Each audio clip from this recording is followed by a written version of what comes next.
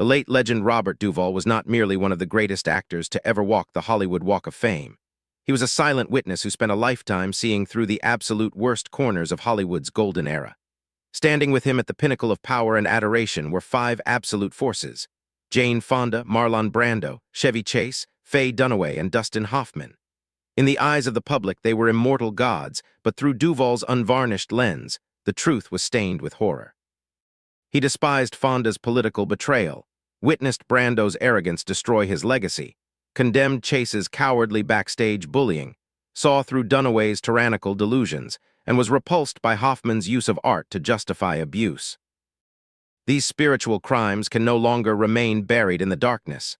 Let's reopen the first file, the sinful photograph of a breathtaking beauty. Jane Fonda, the traitorous photograph. Jane Fonda was once worshipped by the world as an absolute picture of flawless perfection, a timeless beauty, and a radiant voice representing an entire generation. During the early 1970s, her cinematic brilliance seemed matched only by her uncompromising political activism. Millions of loyal fans viewed her as a glamorous warrior, an invulnerable icon. With her massive cultural influence and absolute dominance at the box office, Jane's empire was a fortress that appeared impossible to breach. However, the total collapse of that fortress occurred during the sweltering summer of 1972 in Hanoi. The fatal blow did not come from cheap backstage rumors, but manifested through a piece of undeniable photographic evidence. In the very heart of a brutal and divisive war, Fonda made a highly controversial trip to North Vietnam.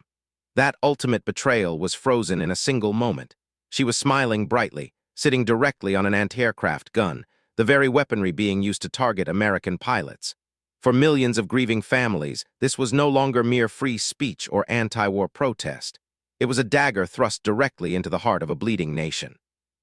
The cruelest aspect of this event was the toxic manipulation of power by a superstar. Jane Fonda utilized her international fame to satisfy a personal ideology, completely ignoring the grim reality of the young men falling on the battlefield. She viewed her A-list privilege as a shield, granting her immunity from guilt or responsibility. Posing on that machine of war exposed a chilling coldness, a horrific disconnect between the spotlight and human suffering. She looked upon the soldiers and their families not with compassion, but with the arrogance of a superior standing in a position of safety. It was, in truth, a psychological assault, weaponizing fame to trample upon the sacrifices of the very audience members who had once bought tickets to elevate her to the heights of power. The price of such arrogance was an irreversible tsunami of fury from the American public. Almost overnight, she was permanently branded with the venomous moniker, Hanoi Jane.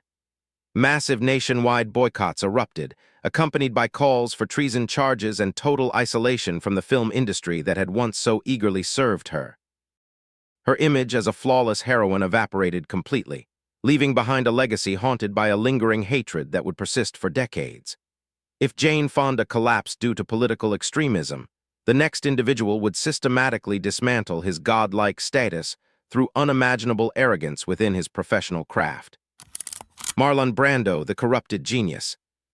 Marlon Brando was once worshipped by the entire world as a supreme deity, the man who held the very soul of modern acting. He did not merely perform. He recreated the entire DNA of cinema, introducing a raw realism that made all previous acting techniques appear like shallow stage plays. Following the masterpiece The Godfather, where he shared the screen with a deeply observant Robert Duvall, Brando's power became terrifying and untouchable. He was a giant who could demand insane salaries and the most irrational requirements, which film studios would still humbly accept. In the eyes of his colleagues and the public, Brando's artistic empire was an eternal kingdom that could never fade. But the spectacular destruction of that kingdom was triggered by his own hand, beginning with the 1973 Academy Awards and reaching a wretched climax in the jungles of the Philippines. The fatal blow to his career was not a cheap tabloid scandal, but a public display of contempt for the entire industry. His blunt refusal of the Oscar for his role as the Godfather, sending a representative to reject the golden statue on live television, was viewed by the elite as a humiliating slap. But the true nightmare only began on the set of Apocalypse Now. Brando arrived drastically overweight, completely unscripted, and vehemently refused to memorize a single line of dialogue. This was no longer the eccentricity of a genius. It was pure sabotage, holding a multi-million-dollar project and hundreds of people hostage to his personal whims. The cruel nature of Brando's behavior revealed a toxic narcissist who enjoyed extreme power manipulation. He actively used his legendary status to psychologically torture the directors and co-stars around him. Brando viewed his privilege as a license to be cruel, looking at the exhausted film crew as nothing more than servants born to cater to his childish and lazy tantrums. Pushing brilliant filmmakers like Francis Ford Coppola to the brink of madness and bankruptcy seemed to grant him a twisted sense of empowerment. He viewed the very industry that had crowned him king with nothing but cold disdain and the staggering ingratitude of a man who had stood at the summit for far too long. The inevitable backlash arrived, severely devastating his position and credibility within the film world. Brando transformed himself from an artistic savior into a notoriously expensive time bomb that no studio dared to harbor a second time. Shunned by the majors, he faced fierce isolation and a void of quality scripts throughout his later years.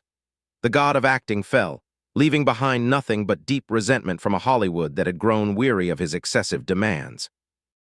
Marlon Brando's arrogance destroyed his own legacy, but the next name on the list would engineer a total nightmare backstage using the venom of pure malice.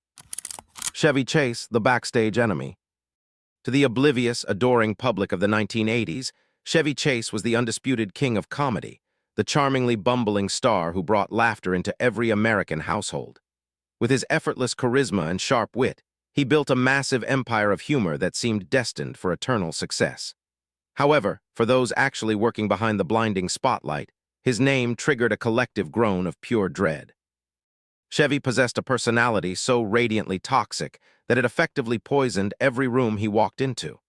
He did not merely have an ego. He suffered from a weaponized superiority complex, fundamentally believing that he was intellectually and genetically superior to everyone else breathing the same air. Behind the facade of the funny man lay a cold, calculated predator of the human spirit. His behavior was not just difficult. It was a deliberate campaign of psychological cruelty and unprovoked bullying. He thrived on identifying the deepest, most painful insecurities of his coworkers and ruthlessly exploiting them for his own twisted amusement. The infamous, blood-soaked locker room brawl with Bill Murray backstage at Saturday Night Live was not an isolated incident of high tempers. It was the inevitable explosion of a man who constantly pushed his colleagues to their absolute breaking point. Chevy utilized his massive star power as a lethal weapon, unleashing a relentless barrage of deeply racist, violently sexist, and purposefully mean-spirited insults at writers, crew members, and fellow actors. He viewed the hard-working production staff not as human beings or collaborators, but as disposable targets for his venomous arrogance, treating them with a level of disdain that shocked even the most cynical veterans. The ultimate tragedy of Chevy Chase is that his punishment was not a sudden, dramatic downfall, but a slow, agonizing suffocation of his own making. As his box office magic inevitably faded and his brand of humor grew increasingly stale, the protective shield of profitability vanished. The industry did not just fire him, it collectively and gleefully chose to exile him. Directors vehemently refused to cast him, former friends publicly disowned him, and the very colleagues he had once viciously humiliated watched with satisfaction as he descended into total irrelevance. He became the ultimate Hollywood pariah, rotting in the bitter isolation of his own burned bridges, completely alienated from the industry he once ruled with an iron fist. Chevy's malevolent toxicity effectively destroyed his comedic legacy, proving that even the biggest stars cannot survive the weight of their own malice. While Chevy's toxicity destroyed his career, the absolute nightmare for any production crew came in the form of a legendary diva who viewed screaming as an art form. Faye Dunaway, the diva nightmare.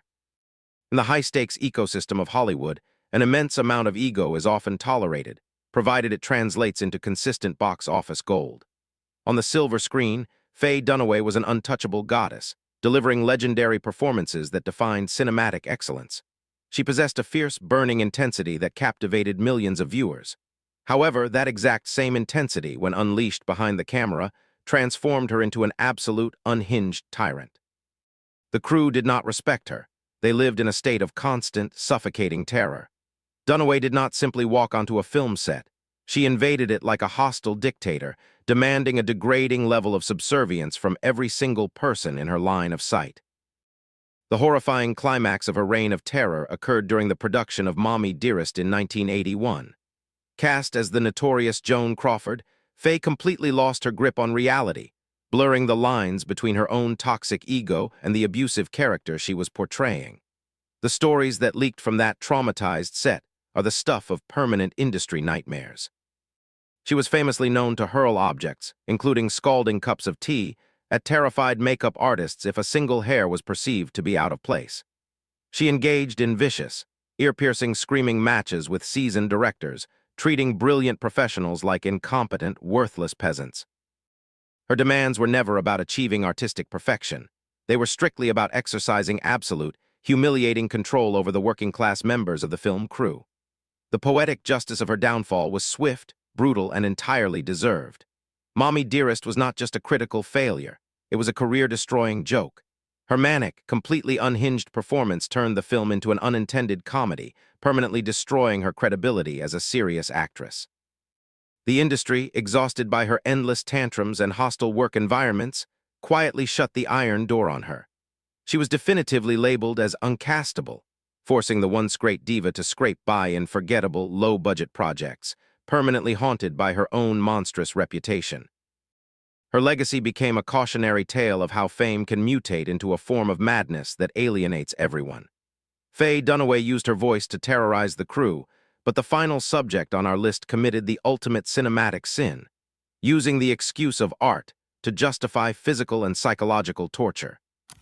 Dustin Hoffman, the method abuse.